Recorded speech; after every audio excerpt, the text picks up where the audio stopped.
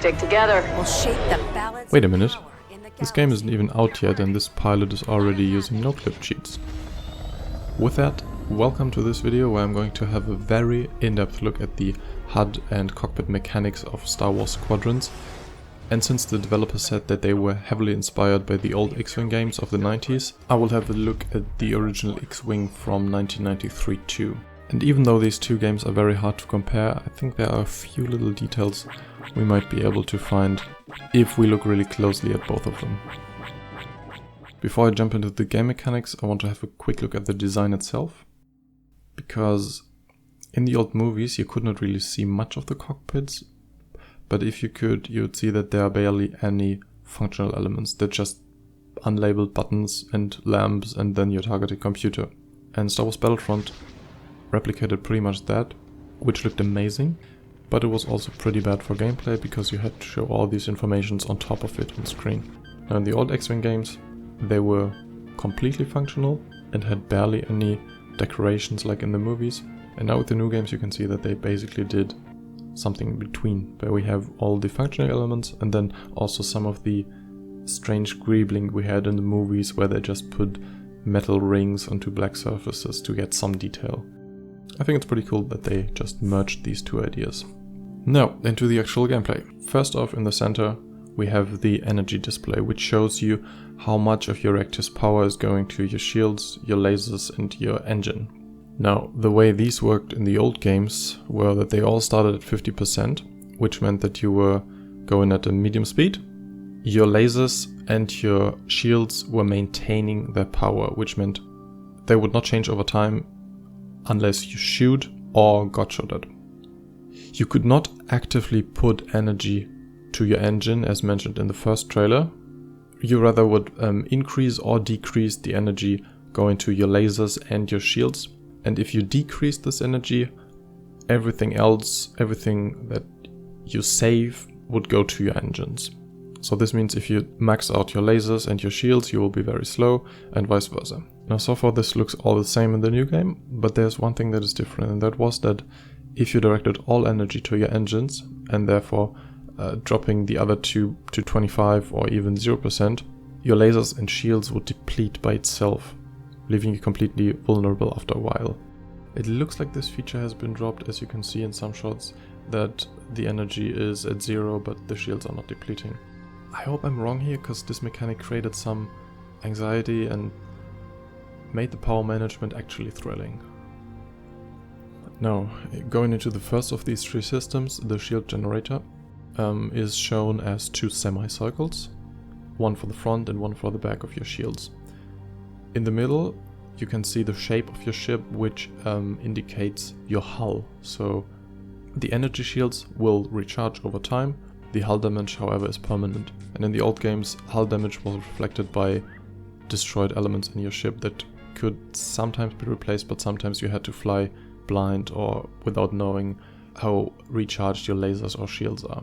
But you could still finish missions this way, which was extremely rewarding if you managed to pull it off. Now in the old games the shields were color coded from bright green all the way down to red. Now it looks like instead of that the circles just deplete over time. Another mechanic was that in the old games you would start with 100% of shields and you could basically supercharge them to 200% to the point where you could not direct your shields to the front or back because both were completely shielded. I'm not sure if this is possible. At first glance it looks like this has been dropped because there is no space for another semicircle, but in some shots you can see that on top of the green semicircle there is a white one, so I think this will be your second ring showing that you supercharged your shields. And right next to the shield generator itself you can see a small indicator showing you if your energy is diverted to the front or the back. Next up is the indicator for your lasers. This 10 red LEDs showing the amount of energy stored in the lasers. If you shoot, they deplete. Now the first difference is that in the old games you had one for each cannon, so 4 for the X-Wing. It kind of makes sense to just break it down to 1, because even if you were shooting the cannons separately, they would basically all deplete at the same speed, so you could just merge them into one, I guess. It was a thing though, because in the old games you could choose between firing 1, 2 or all 4 lasers at the same time. I'm not sure if this mechanic is in the game. In the shots, I can only see them all firing separately. These different modes may have had slight advantages over each other, but mostly it was about your personal preference.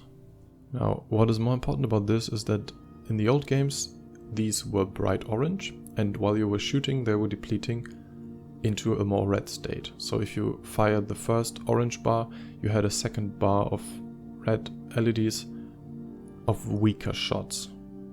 And if these depleted, you had no shots at all left. It's a bit harder to see in the new game because of all the lighting differences, but it has been confirmed in an interview that we have this feature, and if you look very closely you can see that these vary in color, even though they sometimes just flicker when you shoot, which makes it hard to see if they are supercharged or not. Next to these 10 lights there's another one. I can't really make out on the trailer what the function of this is. In the old games there was one indicating if your cannons are ready to fire, and they would go orange for a few seconds after each shot to show that they are recharging. But it seems like they are not doing that in the trailer, so no idea what this LED is for. However, there's one more thing to say, and that is that the Y-wing also has only one bar for lasers, which is a bit odd because in the old games they used to have one for each laser cannon and then one additional for each ion cannon. The ion cannon had the same functionality as the ion torpedoes in Rogue One, which is disabling ships. I don't think that the ion cannons are replaced by iron bombs now, because it would kind of strip some of the Y-wings advantages over the X-wing. And also you can see in the trailer that one of the A-wings is using ion cannons, which is odd because A-wings don't usually have ion cannons, but I guess this shows how far the customization in this game goes. It also shows that the laser indicator will just change color to show you how much power you have for your ion cannons. Or maybe that they share the same energy. This also might tell us that one of the old features is dropped, which is linking both your lasers and ion cannons to shoot all your guns at maximum firepower. Next up is your speed meter, which shows you the speed of your craft in both a bar and a metric number, which is in MGLT, which is megalights per hour, and this unit was made up for the movies. And since this value was never consistent in between games and movies, it is a bit too early to make any kind of guesses about the different ship types. But what we can already see here is the super boost, which has been mentioned in interviews, which basically works like the lasers. You can overcharge your engines to get a few seconds of super boost where you cannot maneuver and gain a speed that is, for the X-wing here, even higher than the old top speed of the A-wing. This feature is new, we had nothing like that in the old games. Then on the left we have our compass, which shows all the ships around you. Now in the old games we had two of these, one for your front and one for your back view, and they were kinda hard to read for beginners, but it was absolutely necessary to get used to them because there were little to no HUD arrows showing you which direction your target was. Now it looks like these two have been merged into one now, with the inner circle showing everything in front of you and the outer circle showing everything behind you. I think this is a great change because it keeps the complexity of the old systems while streamlining it to get more space in our cockpit.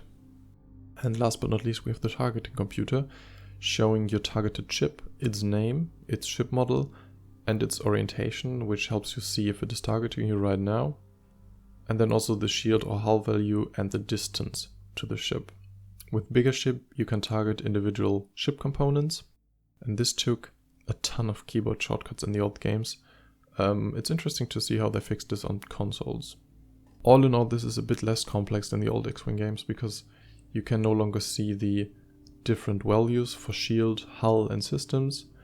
You cannot see the target speed, you cannot see the target of your target, which would help you see if someone is attacking your wingmate, and most importantly you cannot see the cargo of your target, which was a big thing in the campaign where you would have to scan transports for whatever's inside. Could be imprisoned rebel pilots, could be spice drugs, could be even TIE fighters or weapon components.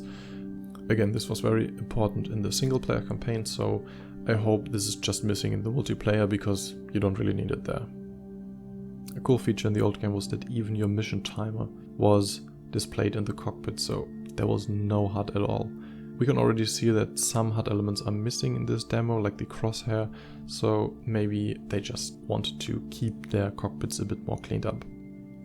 And talking about crosshairs, it has also been stated in an interview that these will have crosshairs and they are just not in the trailer, and also how they work, and it will be exactly like in the old games. So your cannons will not have any auto aim or any gimbal to it, so you will have to move your ship and pre-aim, but unlike in Battlefront you will not see a circle that shows you where to pre-aim. However, if you pre-aim at the correct position like here in the old games, your crosshair will change color to show you that you're on target.